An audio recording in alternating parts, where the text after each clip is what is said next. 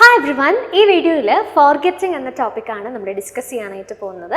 Recent ആയിട്ടുള്ള നെറ്റിൻ്റെ പരീക്ഷകൾ നിങ്ങൾ പരിശോധിക്കുകയാണെങ്കിൽ അല്ലെങ്കിൽ പേപ്പർ 1 ക്വസ്റ്റ്യൻ പേപ്പർ ഒന്ന് അനലൈസ് ചെയ്യുകയാണെങ്കിൽ ഈ ഹ്യൂമൻ മെമ്മറി എന്ന് പറയുന്നത് വളരെ സിഗ്നിഫിക്കൻ്റ് ആയിട്ടുള്ള ഒരു ഏരിയ ആയിട്ട് നമ്മൾ ഐഡൻറ്റിഫൈ ചെയ്യാറുണ്ട്. ഇപ്പോൾ ഹ്യൂമൻ മെമ്മറിയുടെ തന്നെ different type, sensory memory, short term memory, long term memory, അതിൻ്റെ സബ് ടൈപ്സ് എന്തൊക്കെയാണ്, ഇത് വളരെ ഫ്രീക്വൻ്റ് ആയിട്ട് തന്നെ ക്വസ്റ്റ്യൻ വരുന്ന ഒരു ഏരിയ ആയിട്ട് നമ്മൾ കാണാറുണ്ട്.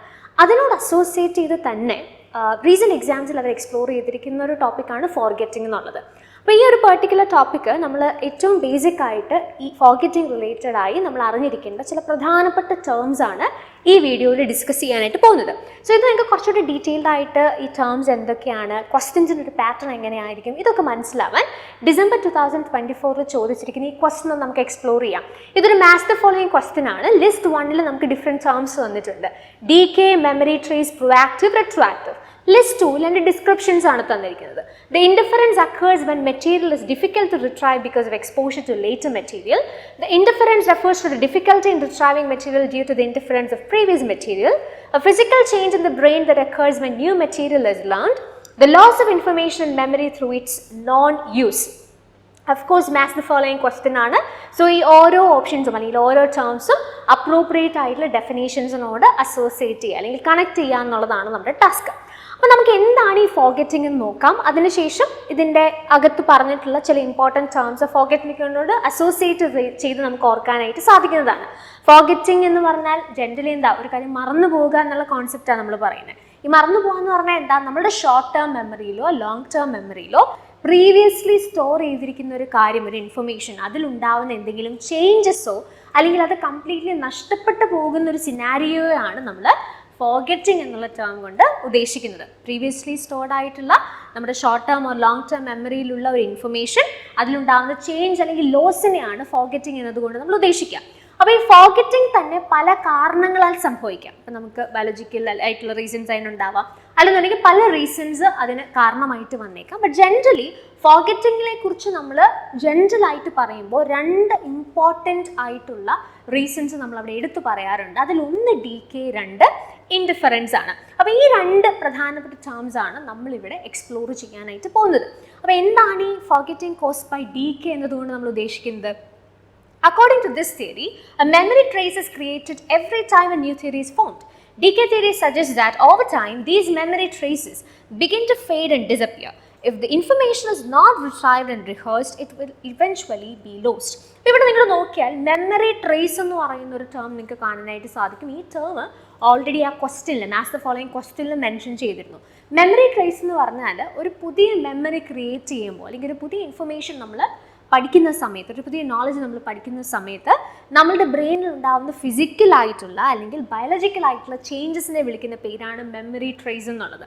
അപ്പോൾ ഓരോ സമയവും പുതുതായിട്ടൊരു കാര്യം നമ്മൾ എക്സ്പ്ലോർ ചെയ്യുമ്പോൾ അല്ലെങ്കിൽ പുതിയൊരു മെമ്മറി ക്രിയേറ്റ് ചെയ്യുമ്പോൾ ഇങ്ങനൊരു ഫിസിക്കൽ ചേഞ്ച് ഉണ്ടാവുന്നു. അതിനെയാണ് മെമ്മറി ട്രേസ് എന്ന് പറയുന്ന കോൺസെപ്റ്റ് കൊണ്ട് നമ്മൾ ഉദ്ദേശിക്കുന്നത്. പക്ഷേ ഈ ഉണ്ടായിരിക്കുന്ന ചേഞ്ച് അല്ലെങ്കിൽ ഇങ്ങനെ നമ്മളുടെ ഉള്ളിലേക്ക് വന്നിട്ടുള്ള ഈ ഒരു പെർട്ടിക്കുലർ മെമ്മറി ട്രേസ് കാലം പോകുന്നതിനനുസരിച്ച് അല്ലെങ്കിൽ സമയം പോകുന്നതിനനുസരിച്ച് ഗ്രാജുവലി ഫെയ്ഡ് ചെയ്യാനായിട്ട് തുടങ്ങും. അതായത് നമ്മളൊരു കാര്യം ഇപ്പോൾ പഠിച്ചു അല്ലെങ്കിൽ നമുക്കൊരു മെമ്മറി ക്രിയേറ്റഡ് ആയി, അപ്പോൾ ഇടയ്ക്കിടയ്ക്ക് നമ്മളത് റിട്രൈവ് ചെയ്തില്ല എന്നുണ്ടെങ്കിൽ, നിങ്ങളൊരു കാര്യം പഠിച്ചു, നമ്മൾ ഈ പഠിക്കുന്ന സമയത്ത് തന്നെ റിവൈസ് ചെയ്യൂ, റിഹേഴ്സ് ചെയ്യൂ എന്നൊക്കെ പറയും. എന്താ അതിൻ്റെ ഇമ്പോർട്ടൻസ് എന്താ? ഇപ്പോൾ നിങ്ങളൊരു പുതിയ കാര്യം പഠിക്കുമ്പോൾ അവിടെ ഒരു മെമ്മറി ട്രേസ് ക്രിയേറ്റഡ് ആവും. പക്ഷേ നമ്മൾ വീണ്ടും അതിലേക്ക് തിരിച്ച് ചെന്നില്ല എന്നുണ്ടെങ്കിൽ, അത് റിവൈസ് ചെയ്യുകയോ റിഹേഴ്സ് ചെയ്യുകയോ ചെയ്തില്ല എന്നുണ്ടെങ്കിൽ കാലങ്ങൾ പോകുന്നതിനനുസരിച്ച് അല്ലെങ്കിൽ ടൈം പോകുന്നതിനനുസരിച്ച് ഓവർ ടൈം അല്ലെങ്കിൽ over A period of time എന്ത് സംഭവിക്കും? ഈ മെമ്മറി ട്രേസസ് ഗ്രാജുവലി ഫെയ്ഡ് ചെയ്ത് ഡിസപ്പിയർ ചെയ്ത് പോകാനായിട്ടുള്ള സാധ്യതയുണ്ട്. അപ്പോൾ ഇതിനെയാണ് നമ്മൾ DK എന്നതുകൊണ്ട് ഉദ്ദേശിക്കുന്നത്. അപ്പോൾ ഒരു കാര്യം റിഹേഴ്സ് ചെയ്യുകയോ അല്ലെങ്കിൽ റിപ്പീറ്റഡ്ലി നമ്മൾ റിട്രൈവ് ചെയ്യുകയോ അല്ലെങ്കിൽ റിട്രൈവ് ചെയ്യുകയോ ചെയ്തില്ല എന്നുണ്ടെങ്കിൽ over a period of time these memory traces begin to fade or disappear. അതിനെയാണ് നമ്മൾ DK എന്ന് പറയുന്ന കോൺസെപ്റ്റ് കൊണ്ട് ഉദ്ദേശിക്കുന്നത്. ഇനി രണ്ടാമത്തെ ടേം എന്താണ്? ഇൻഡിഫറൻസ് ആണ്. അല്ലെങ്കിൽ ഫോർഗെറ്റിംഗ് സംഭവിക്കാനുള്ള മറ്റൊരു പ്രധാനപ്പെട്ട കാരണമാണ് ഇൻഡിഫറൻസ് എന്ന് പറയുന്നത്. എന്താ ഇൻഡിഫറൻസ് കൊണ്ട് നമ്മൾ ഉദ്ദേശിക്കുന്നത്? When information is very similar to other information that was previously stored in memory, interference is more likely to occur. അതായത് നിങ്ങളുടെ ഓൾറെഡി മെമ്മറിയിലുള്ള ഒരു അല്ലെങ്കിൽ നിങ്ങളുടെ മെമ്മറിയിൽ ഒരു ഇൻഫർമേഷൻ ഉണ്ട് അല്ലെങ്കിൽ ഒരു കാര്യം ഓൾറെഡി നമ്മുടെ മെമ്മറിയിൽ സ്റ്റോർഡ് ആണ്. അതിനോട് സിമിലർ ആയിട്ടുള്ള ഒരു ഇൻഫർമേഷൻ വീണ്ടും വരുന്ന സമയത്ത് അവിടെ ഒരു ഇൻ്റർഫറൻസ്, ഒരു ഹിൻഡ്രൻസ് ഉണ്ടാവാനായിട്ടുള്ള പോസിബിലിറ്റി ഉണ്ട്. ഇതും നമ്മൾ കാര്യങ്ങൾ മറന്നു പോകാനായിട്ടുള്ള ചാൻസസ് കൂട്ടും. അതായത് സിമിലർ ആയിട്ടുള്ള രണ്ട് ഇൻഫർമേഷൻ നമ്മളുടെ മെമ്മറിയിൽ സ്റ്റോർ ചെയ്യാനായിട്ട് ശ്രമിച്ചാൽ അവിടെ ഈ ഒരു ഫോർഗെറ്റിംഗ് എന്ന് പറയുന്ന പ്രോസസ്സിനുള്ള സാധ്യതയുണ്ട്. അപ്പോൾ ഇൻഡിഫറൻസ് തന്നെ രണ്ട് തരത്തിലാവാം. പ്രൊആക്റ്റീവ് ഇൻഡിഫറൻസ് ഉണ്ട്, റിട്രോആക്റ്റീവ് ഇൻഡിഫറൻസ് ഉണ്ട്. പ്രൊആക്റ്റീവ് ഇൻഡിഫറൻസ് എന്ന് പറഞ്ഞാൽ എന്താ?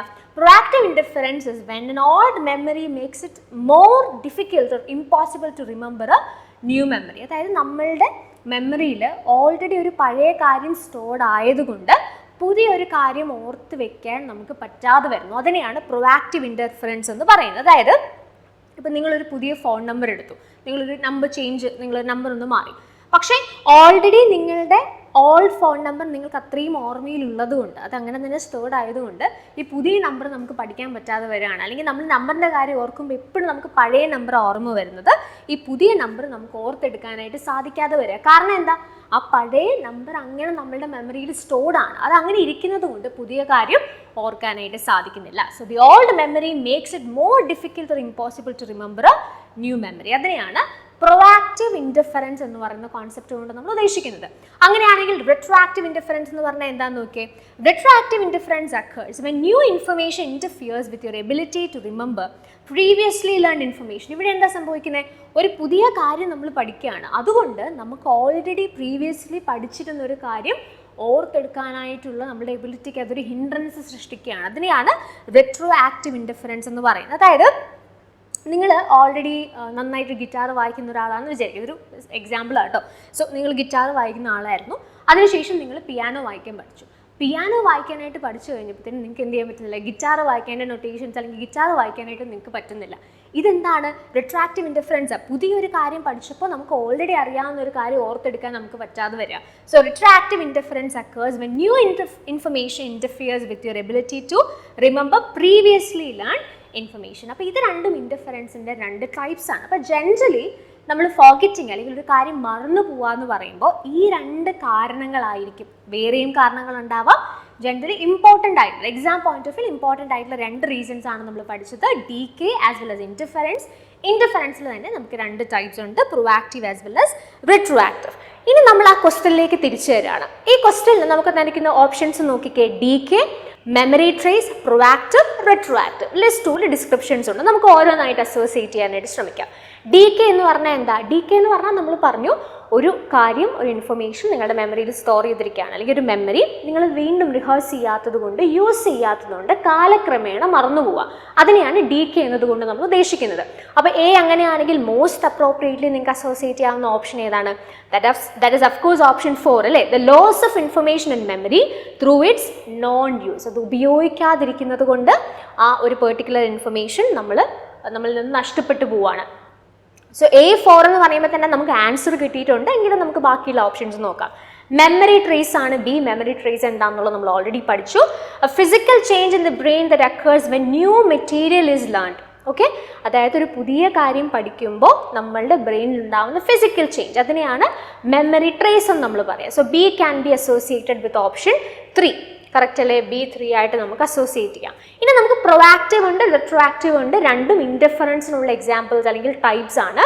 ഇനി ആ രണ്ട് ഓപ്ഷൻസ് നമുക്കൊന്ന് നോക്കാം. ആദ്യത്തെ ഓപ്ഷൻ എന്താ? The indifference occurs when material is difficult to retrieve because of exposure to later material. എന്ന് പറഞ്ഞാൽ അതിൻ്റെ കാര്യം എന്താ?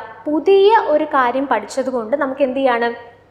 പഴയ ഒരു കാര്യം ഓർക്കാനായിട്ട് സാധിക്കുന്നില്ല. അതാണ് ഇവിടെ പറഞ്ഞിരിക്കുന്നത് അല്ലേ? The indifference occurs when material is difficult to retrieve because of exposure to later material. പുതിയ കാര്യം പഠിച്ചതുകൊണ്ട് പഴയത് ഓർക്കാൻ പറ്റുന്നില്ല. Occurs when new information interferes with your ability to remember previously learned information. അതെന്താ? റിട്രോആക്റ്റീവ് ആണല്ലേ?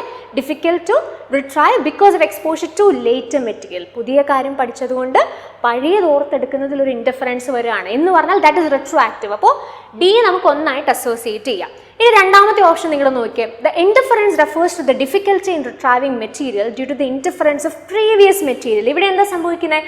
ഓൾറെഡി പഠിച്ചിരിക്കുന്ന ഒരു പ്രീവിയസ് മെറ്റീരിയൽ ഉള്ളതുകൊണ്ട് പുതിയൊരു കാര്യം, പുതുതായി പഠിച്ചൊരു കാര്യം അല്ലെങ്കിൽ പുതിയൊരു മെമ്മറി നമുക്ക് റിട്രൈവ് ചെയ്യാനായിട്ട് സാധിക്കുന്നില്ല. That is proactive. It happens when an old memory makes it more difficult or impossible to remember a new memory.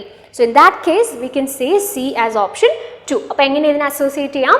A4, B3, C2, D1. So the right answer is option B. അപ്പോൾ ഇത് വളരെ recent ആയിട്ടുള്ള എക്സാമിൽ ചോദിച്ചൊരു question ആണ്. അപ്പോൾ നിങ്ങൾ ഓരോ തവണയും ക്വസ്റ്റ്യൻസ് പ്രാക്ടീസ് ചെയ്യും, അല്ലെങ്കിൽ പ്രീവിയസ് ഇയർ നിങ്ങൾ വർക്ക് ചെയ്യുന്ന സമയത്ത് this is how we are expanding our knowledge spectrum. നമുക്ക് ഹ്യൂമൻ മെമ്മറി എന്ന് പറയുന്നത് വളരെ സിഗ്നിഫിക്കൻ്റ് ആയിട്ടുള്ള ഒരു എക്സാം അല്ലെങ്കിൽ ഒരു ടോപ്പിക്കായിരുന്നു. അതും റീസെൻ്റ് ആയിട്ടുള്ള എക്സാംസിൽ വളരെയധികം അവർ എക്സ്പോഷർ അല്ലെങ്കിൽ അതിലേക്കൊരു ആ ഒരു പെർട്ടിക്കുലർ ഏരിയ അവർ എക്സ്പ്ലോർ ചെയ്തിരുന്നു. അതിനോട് ബന്ധപ്പെടുത്തി ഫോർഗെറ്റിംഗ് എന്ന് പറയുന്ന ഏരിയയിലേക്ക് എന്ത് ചെയ്തിരിക്കുകയാണ്, അത് ആ ഒരു പെർട്ടിക്കുലർ നോളജ് അല്ലെങ്കിൽ ആ ഒരു പെർട്ടിക്കുലർ ഏരിയ അവർ എക്സ്പാൻഡ് ചെയ്തിരിക്കുകയാണ്. അപ്പോൾ നമ്മൾ വളരെ ബേസിക് ആയിട്ട് ആ ഒരു പെർട്ടിക്കുലർ ഫോർഗെറ്റിംഗ് എന്നുള്ള കോൺസെപ്റ്റിനെ കുറിച്ച് പഠിച്ചിരിക്കേണ്ട കാര്യങ്ങൾ പഠിക്കണം. അതിനോട് അസോസിയേറ്റ് ചെയ്ത് കൂടുതൽ എക്സ്പ്ലോർ ചെയ്യാൻ സാധിക്കുമെങ്കിൽ ചെയ്തിരിക്കണം. കാരണം അടുത്ത എക്സാംസിൽ ഉറപ്പായും ഫോർഗെറ്റിങ്ങിൽ നിന്നും ക്വസ്റ്റ്യൻസ് നമുക്ക് എക്സ്പെക്ട് ചെയ്യാം. അതിൻ്റെ ഒരു സ്റ്റാർട്ടിംഗ് ആണ് നമ്മളിപ്പോൾ കാണുന്നത്. കാരണം already human memory already established ആയിട്ടുള്ള ഒരു ഏരിയ ആണ്. അതിൽ നിന്ന് വളരെ റിപ്പീറ്റഡ്ലി ക്വസ്റ്റ്യൻസ് ചോദിക്കാറുണ്ട്.